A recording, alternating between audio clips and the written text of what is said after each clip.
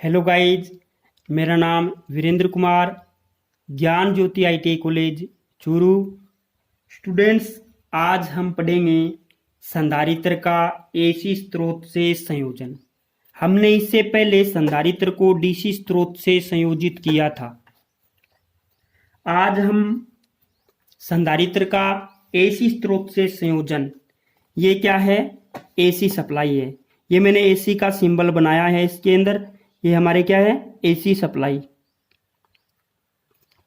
AC supply AC supply V बराबर AC supply V बराबर मैं क्या लिखता हूं? V M maximum voltage sine omega T. Sine omega T. Omega की वैल्यू होती है एसी के अंदर 2 pi F. 2 pi F. F इसमें क्या आ जाती है? सप्लाई फ्रीक्वेंसी आ जाती है। अगर मैंने इस प्रकार का कि ये जो कैपेसिटर है इसको एसी से जोड़ दिया है तो इसके अंदर स्वाभाविक है कि करंट तो फ्लो होगा, धारा का प्रवाह होगा। मैं गाइज थोड़ा इंग्लिश और हिंदी मिक्स करके ही आपको पढ़ा रहा हूँ ताकि आपको अच्छे से समझ में आ जाए। गाइज मेरा कहना यही है कि मैं डायग्राम बना करके उसके ऊपर न्यूमेरिकल और थ्योरी और उसी के ऊपर जो फॉर्मूले बनते हैं वो बना के मैं आपको अच्छे से समझा दूं। पॉइंट टू पॉइंट पढ़ता हूं, पॉइंट टू पॉइंट आप पढ़िएगा ताकि आपको अच्छे से समझ में आ जाए। ये मैंने कैपेसिटर जोड़ दिया और यहाँ पे एसी सप्लाई दे दी तो स्वाभाविक है कि करंट का फ्लो तो होगा। करंट का फ्लो होगा और करंट को मैं आई से डिनोट करता हूं। धारा प्रवाह हो रही है, ऐसे हो रही है या ऐसे, वो हमें कोई यहाँ पे देखना नहीं कि धारा प्रवाह कैसे हो रही है, किस प्रकार से हो रही है। हमें तो ये देखना है कि हमने संधारित्र को एसी स्रोत से संयोजित कर दिया। ओके गाइज, तो सीधी सी बात है, इस संधारित्र को मैंने एसी सप्लाई दे दी। एसी सप्लाई देने के बाद में मेरे मन में आता है कि एसी के अंदर वेवफॉर्म होती है। मैं इसकी वेवफॉर्म बनाता हूं, एसी की वेवफॉर्म बनाता हूं कि अगर मैंने यहाँ पे एसी जोड़ दी तो हम पॉइंट टू पॉइंट पढ़ेंगे और पॉइंट का आज रखेंगे कैपिटल अक्षर एबीसीडी का कैपिटल अक्षरों ए। तो सबसे पहले पॉइंट ए, हम इसकी वेव फॉर्म पढ़ेंगे। वेव फॉर्म, आर साइलेंट रहता है गाइस। वेव फॉर्म, हम वेव फॉर्म पढ़ेंगे तो अब पता है एसी के अंदर तो वेव फॉर्म हमें पढ़नी पड़ती है, देखनी पड़ती है, दिमाग में भी देखनी पड़ती है। तो इस प्रकार इसकी वेव फॉर्म क्या बनेगी। तो गाइज हम इसकी वेव फॉर्म बनाते हैं। तो वेव फॉर्म में हम देखते हैं, ये हमने एक ग्राफ खींचा, ओके, और हमने एक ये ग्राफ खींचा, इस प्रकार का ये कोई ग्राफ हमने खींचा है। ये वैल्यू यहाँ पे आपको पता ही है, ये शून्य है। यहाँ पे ये जो होती है ये होता है मैक्सिमम होता है। ये अगर वोल्टेज है यहाँ पे तो वोल्टेज मैक्सिमम होगा, वी मैक्सिमम, और ये उल्टी दिशा में ऋणात्मक साइड में वी मैक्सिमम। ये ऋणात्मक और ये पॉजिटिव, यहाँ पे प्लस लिख सकते हैं और नहीं भी लिख सकते हैं। ओके, तो हम पहले यहाँ पे वोल्टेज की वेवफॉर्म बनाते हैं। हम यहाँ पे वोल्टेज की वेवफॉर्म बनाते हैं तो वोल्टेज की वेवफॉर्म है यहाँ पे हम बना लेते हैं।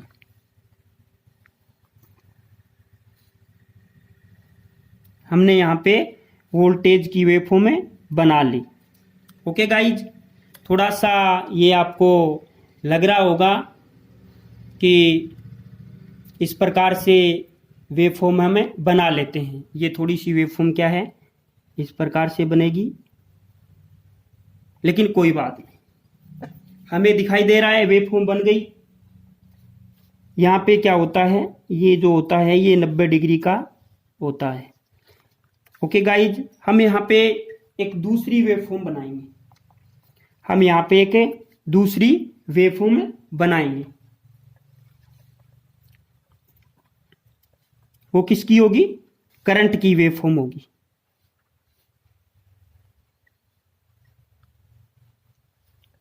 वो करंट की वेव फॉर्म में होगी। ये क्या है? ये करंट की वेव फॉर्म है। आप पूरा देख लीजिएगा। ये करंट की वेव फॉर्म है, ये वोल्टेज की V की वेव फॉर्म है, ये करंट I की वेव फॉर्म है और ये V की वेव फॉर्म है।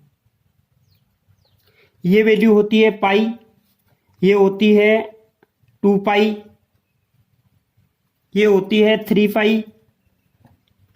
ओके गाइज, अब हमें ये देखना है, हमने पहले प्रेरक भी पढ़ा था, उसकी वेव फॉर्म भी बनाई थी। हम अब पढ़ रहे हैं कैपेसिटर। तो यहाँ पे ये ग्राफ क्या है? करंट का थोड़ा पीछे आ जाता है। कितना पीछे आ जाता है? 90 डिग्री एंगल। 90 डिग्री एंगल पीछे आ जाता है करंट की वेव फॉर्म। तो ये हमारा वेव फॉर्म बन गया। बस इतना ही है, ये ध्यान में रखना है। ये वोल्टेज की है, ये करंट की है, और हमने अगर कैपेसिटर को एसी से संयोजित कर दिया तो इस प्रकार की वेव फॉर्म में चलती है, यानी इस प्रकार का सिस्टम में चलता है। ओके गाइज, तो हमें इसका बी पॉइंट पढ़ते हैं। अब इसका बी पॉइंट,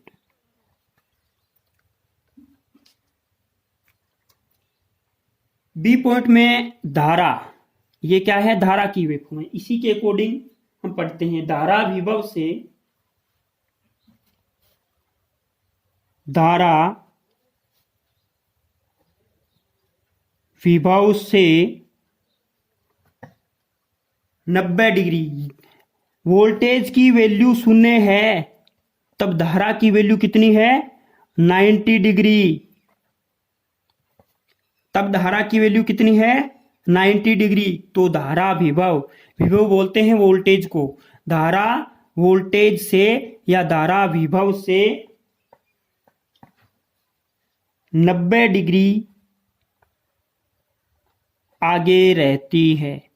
धारा विभव से 90 डिग्री आगे रहती है। हमारा बी पॉइंट हो गया। हम पढ़ेंगे सी पॉइंट, कलांतर। कलांतर बात हो रही है धारा की, कि धारा है वो लीड कर रही है या लैग कर रही है, अग्रगामी है या पश्चगामी है। तो हमने यहाँ पे हम अगला पॉइंट पढ़ेंगे कलांतर। धारा और वोल्टेज के बीच में फेज अंतर को ही कलांतर कहते हैं। धारा और वोल्टेज के बीच में फेज अंतर को ही कलांतर कहते हैं।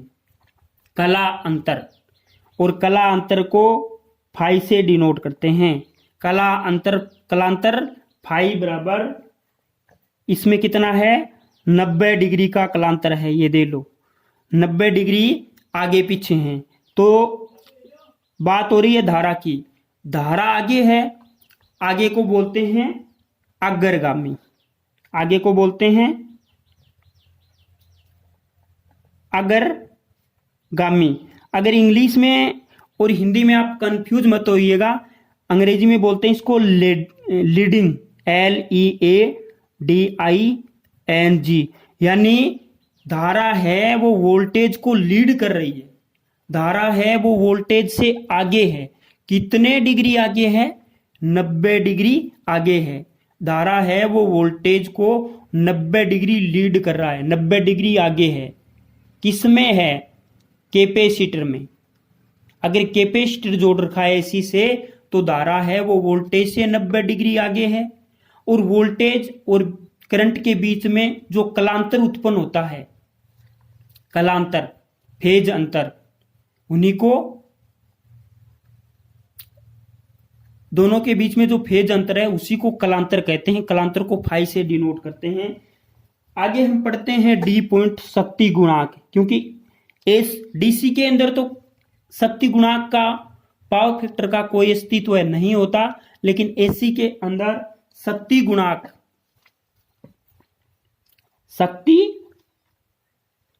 गुणांक जिसको इंग्लिश में बोलते हैं पावर फैक्टर, ये पावर फैक्टर नामक की चिड़िया है। इसका हम एक अलग से टॉपिक बना करके पढ़ेंगे, ये पावर फैक्टर नामक की चिड़िया क्या होती है। पावर फैक्टर, शक्ति गुणा को बोलते हैं पावर फैक्टर, और पावर फैक्टर को कोस फाई से डिनोट करते हैं। पावर फैक्टर को किससे लिखते हैं? Cos phi. यहां पे कोस मैंने लिख दिया कोस का काउस, और ये फाई की वैल्यू लिख दी मैंने 90 डिग्री। तो कोस 90 की वैल्यू कितनी होती है? 0 है अग्रगामी, तो हमने लिख दिया अग्रगामी, यानी LEADING, लीडिंग, हमने लिख दिया लीडिंग। गाइस, इस प्रकार की थ्योरी बनाने में बहुत टाइम लगता है। आपसे यही रिक्वेस्ट है कि आप घर में बैठे बैठे स्टडी करें और लॉकडाउन का पालन करें, घर में रहें, सुरक्षित रहें। जैसे ही लॉकडाउन समाप्त हो जाएगा उसके बाद में आपकी रेगुलर कॉलेज लगेगी, और सिलेबस जो बच गया उसको हम पूर्ण करवा रहे हैं। बाकी आपके एग्ज़ाम होने हैं, तो स्टूडेंट्स घर में बैठे बैठे ही पढ़ाई कीजिएगा। तो हमने यहाँ पे कोस फाई 90 डिग्री की, अरे कोस 90 का मान कितना होता है? 0 होता है, तो हमने लिख दिया 0 अग्रगामी, ये पावर फैक्टर होता है। ओके, हम यहां पे देखते हैं शक्ति ह्रास, ए नंबर का पॉइंट, शक्ति ह्रास। पॉइंट टू पॉइंट पढ़ रहे हैं गाइज। यही पॉइंट हमने प्रेरक के अंदर पढ़ा था, जब हमने प्रेरक को एसी स्रोत से संयोजित किया था, और यही पॉइंट हम संधारित्र में पढ़ रहे हैं, जब संधारित्र को हमने एसी स्रोत से संयोजित किया है। तो शक्ति ह्रास P बराबर, शक्ति ह्रास P बराबर, डीसी के अंदर तो P बराबर V इंटू आई होता है, क्योंकि कोई पावर फैक्टर, कोई फ्रीक्वेंसी वगैरह वगैरह नहीं होती, तो उसके अंदर तो क्या होता है? P बराबर V गुना I। लेकिन इसके अंदर क्या होता है? शक्ति गुणांक, पावर फैक्टर का अस्तित्व होता है।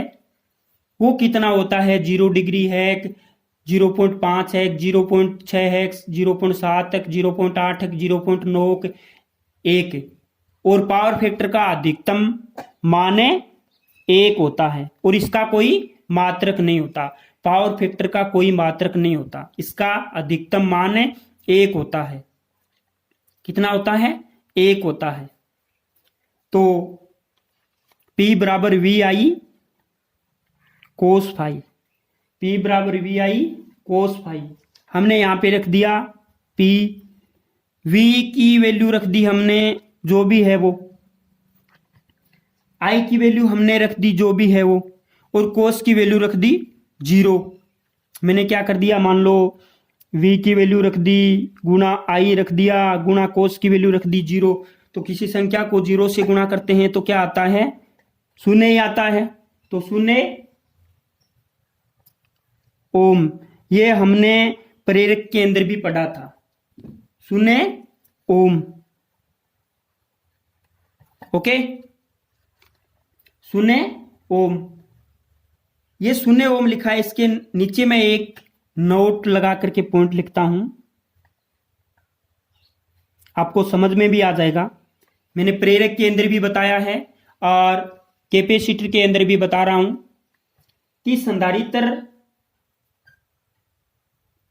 संधारित्र के अंदर शक्ति ह्रास नहीं होता। संधारित्र के अंदर शक्ति ह्रास नहीं होता। संधारित्र करता क्या है? संधारित्र यानी कैपेसिटर, संधारित्र पहले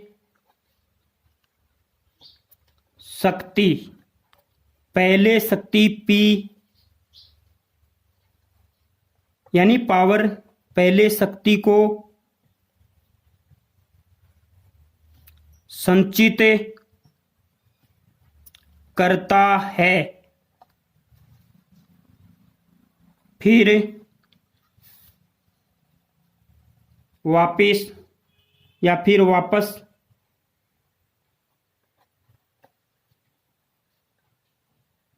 छोड़ देता है, फिर वापस से छोड़ देता है। संधारित्र पहले शक्ति को संचित करता है, फिर वापस से छोड़ देता है। इसके अंदर शक्ति ह्रास से नहीं होता। तो शक्ति ह्रास P बराबर क्या होता है? 0 ओम, 0 ओम होता है। हम देखते हैं अगला पॉइंट F। अगला पॉइंट है F, देखते हैं। F में देखते हैं प्रवाहित धारा। प्रवाहित धारा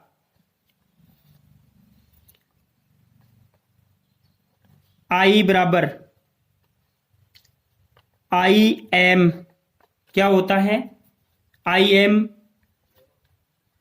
साइन ओमेगा टी। यहां पे धारा क्या है? लीड कर रही है, आगे है। तो यहां पे क्या करूंगा? साइन कोष्टक में ओमेगा टी